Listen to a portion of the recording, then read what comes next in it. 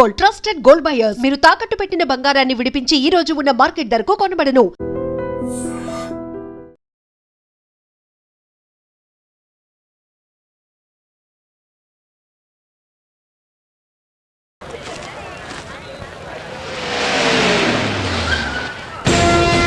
ఎక్కడి నుంచి వస్తున్నావు? నాకు తెలుసు, ప్రకాష్ దగ్గర నుంచి కదూ. తంబు మర్డర్ కేసు ఇన్వెస్టిగేషన్ చేసింది నేనే. అతన్ని నేను కావాలని చంపలేదు సార్. ఒక కుర్రాన్ని కాపాడే ప్రయత్నంలో అలా జరిగింది. తెలిసి చేసినా తెలియక చేసినా తప్పు తప్పే అని ఫీల్ అయ్యాను. అందుకే ఆ ప్రకాష్ని కలవడానికి వెళ్ళాను. తంబుని చంపటం తప్పు కాదు పార్థు. మర్డర్ చేయడం తప్పు కాదంటున్నాడేంటని ఆశ్చర్యంగా ఉందా? రా, బండెక్కు. నాకంతా తెలుసు పార్థు, నీ తప్పేం లేదు. దిగు.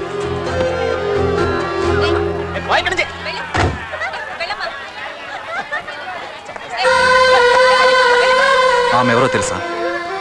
నాకంటే ముందు నా పోస్టులో ఉన్న పోలీస్ ఆఫీసర్ భార్య. తన కళ్ళ ముందే తన భర్తని ఆ తంబుగాడు అతి దారుణంగా నరికి చంపేశాడు. అది చూసి ఆవిడ పిచ్చిదైపోయింది.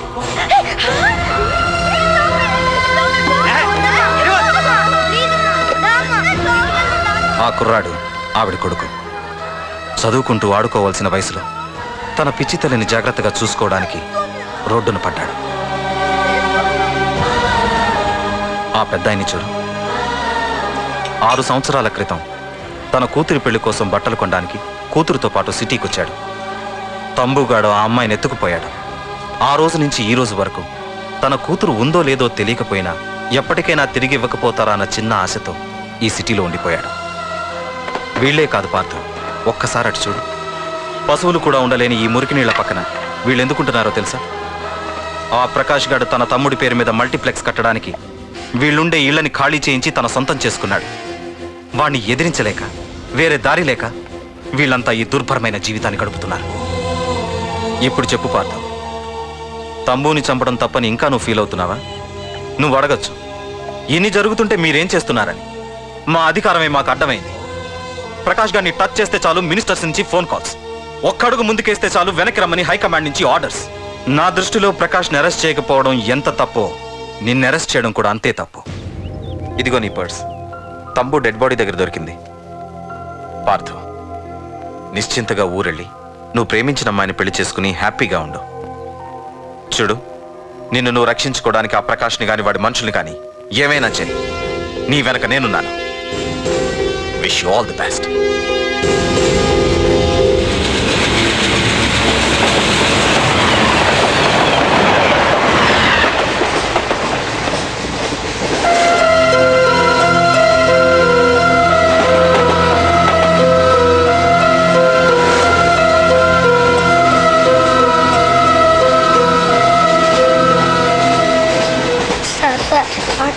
Sir please sir.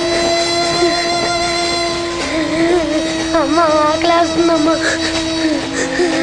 Sir sir please sir.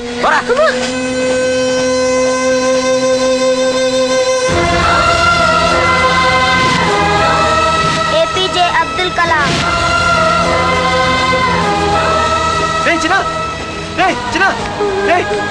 ఏంద్రా నీకు? ఏంటి లోను? ఏమైందో చెప్పరా? చెప్పు. వాట్?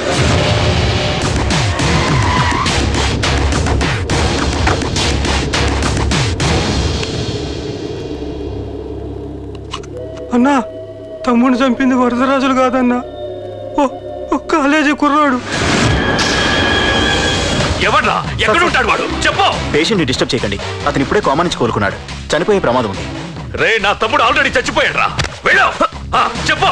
అన్నా, ఆడెక్కడ ఉంటాడో తెలియదు కానీ ఆడితో పాటు ఓ స్కూల్ కుర్రాడు కూడా ఉన్నాడన్నా. రే, వీడిని బండి ఎక్కించండి. అలాగన్నా.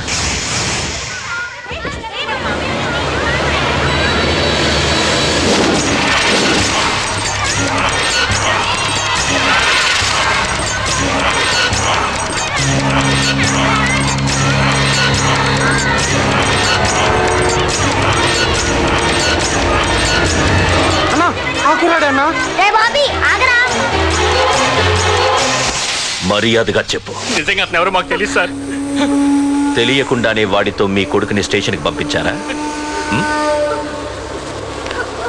చెప్పు. చెప్పు చెప్పు చెప్పు చెప్పు చెప్పు చెప్పు చెప్పు తెలియకుండానే వాడితో స్టేషన్ పంపించావా అడిగాడంట తెలియకిచ్చాడంటే చెప్పు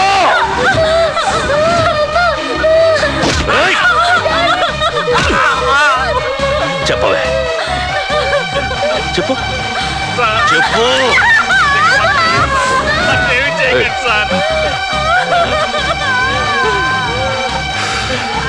ఇప్పుడు చెప్తా చెప్పు చెప్పు చెప్పు తెలీదా చెప్పు చెప్పు ఏయ్, చెప్పు ఏయ్! ఏయ్! ఏయ్, చెప్పు ఇప్పటికైనా చెప్పవే వాడు నా చేతిలో చావాలి చెప్పు